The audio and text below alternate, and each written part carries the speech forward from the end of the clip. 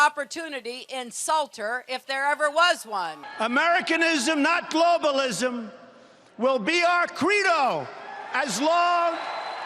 Going into the 2016 presidential election, Donald Trump and Hillary Clinton's position on issues were so varied, Business Insider described the policy gap between the two as unprecedented. Hillary is on the Mandela, Martin Luther King side of history, and Trump is on the Reagan, Goldwater side of history.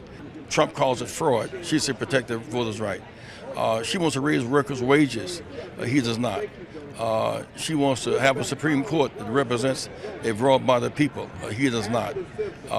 She wants to gender equality and racial justice. He does not. The vacant seat at the Supreme Court, the criminal justice system, climate change, national defense, abortion, taxes, immigration, jobs, healthcare, higher education and gun control were the big issues. What I have proposed would cut regulations and streamline them for small businesses. You are going to approve one of the biggest tax increases in history.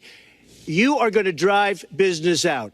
I want to build the wall. We need the wall. The Border Patrol, ICE, they all want the wall. I don't want to see the deportation force that Donald has talked about in action in our country. Supreme Court, it's what it's all about. You know, I think when we talk about the Supreme Court, it really raises the central issue in this election. There was a reason the Supreme Court was a big deal. The court is pretty much divided right now, 4-4, between what we'd say is liberal and conservative. And Barack Obama or Hillary Clinton, if she's elected, getting to make the appointment, will make it the most liberal Supreme Court in about 50 years. If conservatives win, if Republicans win, and they get the appointment, they will be able to keep control of that.